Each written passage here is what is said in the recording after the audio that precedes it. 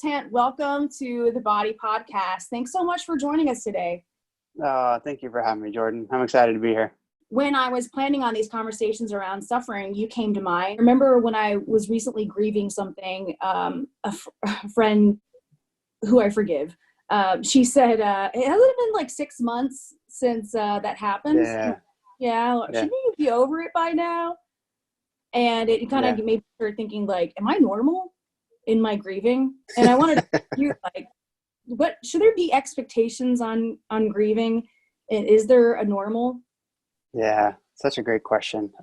There's such a wide variety of suffering. There's the suffering that can happen to us because someone actually hurts us. And so that's relational. And I've had that happen to me on a very serious scale. And that had a tremendous impact on me. And I've never gotten over that. And I think even to today, I'm just aware of how it influences me. I think in that sense, there's that kind of suffering that kind of wounds you and shapes you in a way that you don't like. Part of that battle when it comes to suffering, there really is no time limit. It's much more being aware of the tendency that's created in you and trying to act against that. When it comes to losing someone, when I lost my brother, the other day I woke up and I was outside working on my truck and I just had the weirdest sense that my brother was there. And a part of it was just kind of took me aback and made me think about what it was like when my brother was in the room, when he was in my life and how full my life was. And that brought about, just the sadness. And it's been almost 20 some years since I have seen my brother. And so I think my mom says you don't get over it, but you can get through it. And I think suffering often makes people uncomfortable around us. I think it can make our friends uncomfortable. They don't know how to talk about it. In general, our society, often when we see suffering, we sort of isolate it from our day-to-day lives. So it makes us uncomfortable as humans. And I think that's what you feel sometimes when you see someone who comes up and they may have good intentions. Hey, like, haven't you gotten over that? Or isn't it time you start moving on with your life? And I think you can move on with your life, but you will probably be forever transformed by the suffering that you've experienced. When I think about the loss of my brother, I'm not the same person that I was before when he was in my life. I think there's parts of my life that I've had to let go because I'll never be able to experience those parts of my life with him. And I think that's the thing, is that we're all unique as well. Some people grieve differently than others. When you allow yourself to grieve, and I think that's the real big thing that you really have to think about here when it comes to suffering. You have to let everything fall down. And it's really hard to do because oftentimes when we suffer, we actually don't want to let go of whatever it is. And we're being forced to let go of something. And you can run around busy all you want. But, I'm a Christian. And so when it comes to being able to sit in your suffering and trust and actually come to terms with it, I think there is a redemptive part there and there is a turning point. I have a phone. I could work all day. I could check Instagram. I could check New York Times, Washington Post, Wall Street Journal nonstop. And I could fill my day with it. And I realized that I'm just actually running from reality. And reality is hard right now. Reality is sad. As you mentioned, Jordan, there are thousands upon thousands upon thousands of people dying every single day. And like you said, they're often dying alone. These are humans. These are families. These are mothers. These are fathers. These are brothers and sisters. These are people that are loved. I think on the one hand, like, we can easily isolate ourselves. And in one sense, that can be healthy because we can also take in too much. But in the same sense, I think we all have to come to terms. We have to stop posting on Instagram that we're okay because it's not okay. And it's okay to say that it's not okay. It's okay to say that things are wrong, that something is off right now in our world and that it's tremendously sad. We don't have to deny that. No, we don't. We don't have to deny it. I think it allows us to, what you're speaking to allows us to be human. And I think we don't want to be humans. We want to be little demigods who are untouchable and have complete supreme power over our lives. And I think there's nothing more humbling than a little microscopic virus running around and canceling everyone's plans in literally the snap of a finger. That's what it was like. You had said that people don't want to be around you after you're suffering or know that you've suffered. I wanted to ask why you thought that was. What is that? For example, when my brother died, people didn't know, was it okay to talk about him? Was it okay to actually mention stories about him? You couldn't really quite ask the question, how are you doing? Because you knew the answer. You knew that this was hard.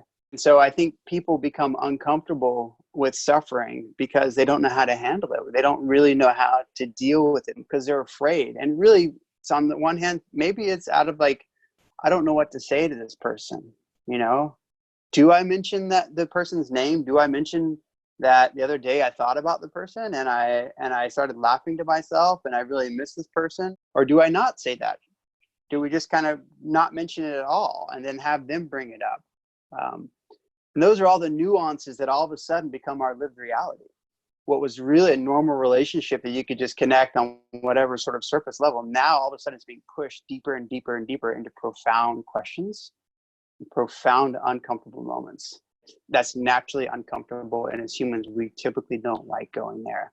When my brother passed away, the community that I was living in, I was a really small beach town, and about a year later they started a surf contest in memory of my brother, and it's called the Tant Memorial Surf Classic, and we've been putting it on. This will be the 20th year we've been putting it on. 20 years. And it forced my mother, my father, and I to be public about our mourning in a way that we never would have.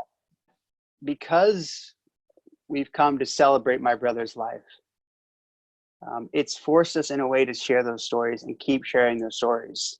And my parents and I were like, listen, keep telling stories about Tommy.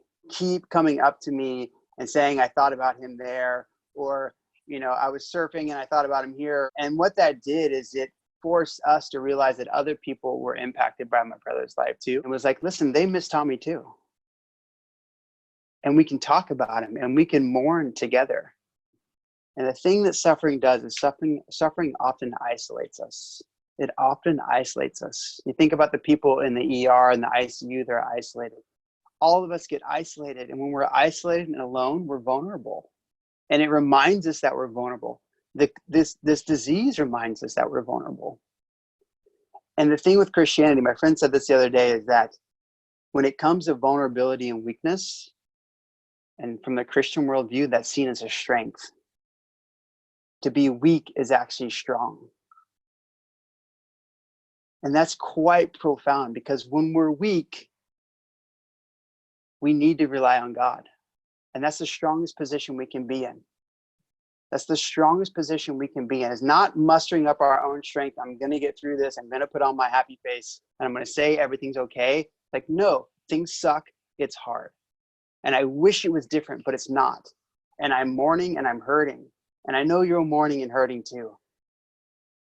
You know, and having a friend, or from a Christian perspective, having God sort of meet you in that and be like, God, I can't do it.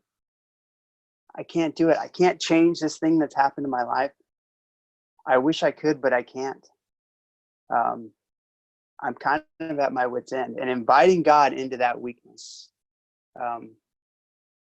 is actually a place of dependence. And we become dependent. And the thing is, we are in a relationship with God, and to be dependent on a God who created the universe and everything else is actually a very beautiful position to be in this case. You know, Will, I had the pleasure of getting to witness the Tant Memorial service in Florida. Yeah. And I just remember meeting some of your community, and what I loved about it was everyone came up and told me about a person that they had lost, or something hard that they had gone through, and they used the memorial service to heal their own brokenness and pain, because you had permitted it. The Tant permits people to be people of loss. I think this is exciting, just to, if anyone's listening in that has lost a loved one and has not been able to have the memorial service and the closure that they, because of the virus, and they couldn't gather together in physical rooms with their loved ones. This is a really great way to remember that your chances to celebrate your loved one that you lost are not over. 20 years later, it's not like it's not like it's easier now than it was then, is what I heard. You're getting through it. Loss is still such a loss. So I just hope there are many more memorials to come for all those that were losing in New York and around the world. To be honest, and I think it's super important to be honest in these cases, the first 3 or 4 years that they were having the surf contest in memory of my brother, I actually didn't want to go. It was just too hard. I remember being reluctant and not wanting to go. But that changed. Like now, last year, we had the contest, and it was the 19th year, my favorite weekend of my entire year. So in a matter of a span of 20 years, right, a lot has transformed. A lot has changed. People say time heals all wounds. Not necessarily true. You can think about someone who's done something to you a long time ago and they never actually confronted it, and you never actually talked to them about it. How's that wound doing today? It's still there. It's still there. And so I think when you can know from a Christian perspective that suffering can be redemptive and that God can redeem these things and he can bring good out of it, that means you can surrender to the suffering that you're going through. You can actually allow yourself to come to terms with your grief and with your lamenting and with your loss of a loved one. And it takes a tremendous amount of time. But you can trust and ultimately surrender it to the Lord, and he will begin to work and bring good things out of it. And you don't have to figure out what those good things are. That's not up to you. But what is up to you is allow yourself to sit in it, to allow yourself to lament and open the Psalms and cry out and ask God, where are you in this? The Psalms give us an incredible resource to be able to ask God, where are you in this? And that's a beautiful question, because it's a question, right? You actually get to say, Lord, this sucks. I hate this. I am absolutely fuming. My world is collapsing now. Where are you? Where are you, and how could you do this? And that disposition is one of dependence. It's one of a child reaching out to a father. And so there's a relationship there. And all those sort of ingredients, when they come together, allows over time, not immediately, over time, 6 months, a year, 2 years, 3 years, 5 years, 15 years, to get to the point where you can celebrate this person's life and have a smile on your face. And like you said, Jordan, realize that my loss has taught other people how to mourn and grieve. We've been able to teach other people, other families, how to grieve. And that was never our intention. It was never our intention. We just wanted to come together, get our friends together, and remember my brother. We never had the intention that our event was going to actually teach people how to mourn in our community, but it has. And that's the beautiful thing, because where you are right now, you don't have to figure out how God's going to use this. That's not up to you. You don't have to figure this out. You do have to just trust and be in it and cry and allow yourself to be incredibly human. And you don't have to hide any of that. And ultimately, in the end, that God will wipe away every single tear. That's one of the most beautiful verses for me, because it says that God sees my suffering. And in the end, he will wipe away every single tear that I have cried, that has rolled down my cheek. And that is a story of hope, and that is a story of redemption. And that is what the Christian worldview offers us. All this talk about being human and allowing ourselves to lead into the pain, and scriptures ask us to mourn with those who mourn, but that assumes you're a mourner. You actually honor heaven more when you stop and cry, because that honors the necessity that much more of the reality of heaven and hope. Yeah. You're so busy having it together, looking to have, your best life now, #blessed now. If you always have, I live in a city, New York City, it's all about that, we're the city where all dreams, can come true. And all I've heard the last 4 weeks, every 15 minutes are sirens picking up the sick. On my block, they pull up here and they take my neighbor, and I don't know if they're ever going to come back. I think that's one extremely humbling, but then because I believe that there's life after this one, literally the king of the universe, who is love itself, I think it just says stop and cry and lament this, because if you don't, you kind of are defiantly saying, I don't need that life that's coming. Our life is fleeting and we are incredibly vulnerable. And since there is life after this, and a king of kings that loves us, why do we resist it? Why do we not surrender to that hope? In the light of death, what are we waiting for? So you spoke a little bit to where you're turning to right now for comfort, the Psalms. Is there anywhere else that led you to comfort in these recent days? I've just really been reaching out to my parents. Now I'm an only child. My parents are 70 right now, and I love them tremendously. And so I've just been really staying in touch with them. I have a girlfriend, she lives in California, and we've been staying in touch. And so just really trying to be present with those that I love, even though I can't be. The one thing that I've really learned, there's many things I've learned, but one really thing is that life can change in an instant. It's always been the case. And we as a society have done a tremendous job at creating the veneer that we are in control of everything. The reality of death and how fast your life can change and how fast suffering can come in and break in and mock the control that you had over your life and how you thought about yourself can happen in one doctor's visit. And so it's really important to stop and recognize that. Because I think when it comes to the idea of God and sort of how this could happen and the idea of how you could allow this to happen, you have to realize that there was a lot of years there that were actually really, really good in God's provision over your life. And he was revealing that to you. And that's a beautiful thing. And we have to recognize that. Any lessons that you're learning right now in the middle of COVID-19, personal new revelations or promises you're making to yourself? Suffering has a way to reveal our hearts to us in a way that normal life doesn't. It gives us a really good understanding of what we value and what we prioritize. And sometimes that's not pretty. But now, honestly, I think I'm marveling in the way that God can work in my heart and work in someone else's heart and bring things about in a way and line things up in ways that aren't obvious. God is working in the midst of the suffering. Even though we can't see it, even though it hurts, even though you're lamenting, that you can trust that God is working.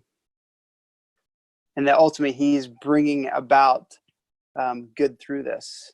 And I think that's that point, just that single point is what I've been kind of focusing on right now. And it's not been anything I've been doing. It's much more I've been like, God, you're always working. You're working not just when it's good and life is good and my career is going well, but you're working when everything is falling apart.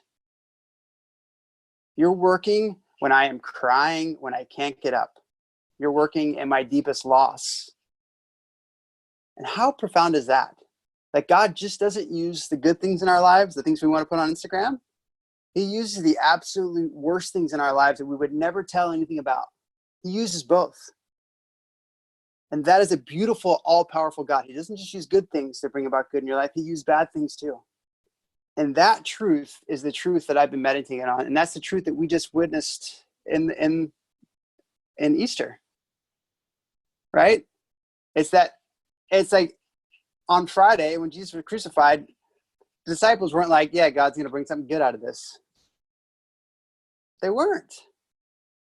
They were like, nothing good can come from this. Nothing good can come from this, God. There's nothing that I can see. And if that's where you are, that's where you can be.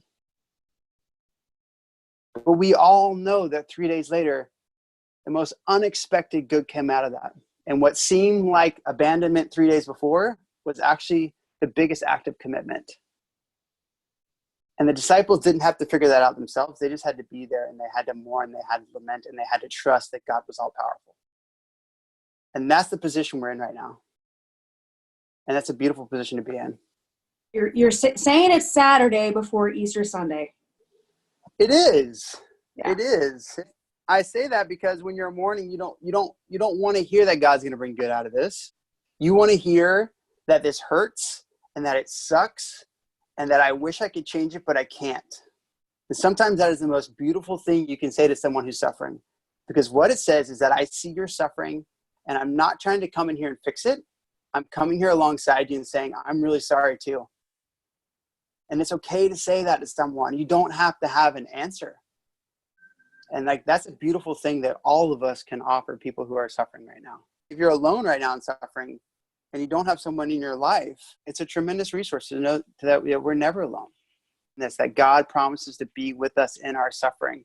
No matter if you are laying in an ICU bed with no one who can come around you, God is with you. I didn't mute it and the sirens took over. That's what it's been like. Yeah.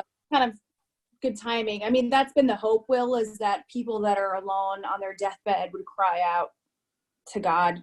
That's what I pray, because I want to be there with people I don't even know, just holding your hand. And what a humbling thing. You can't be, but I'm like, no, but they were made.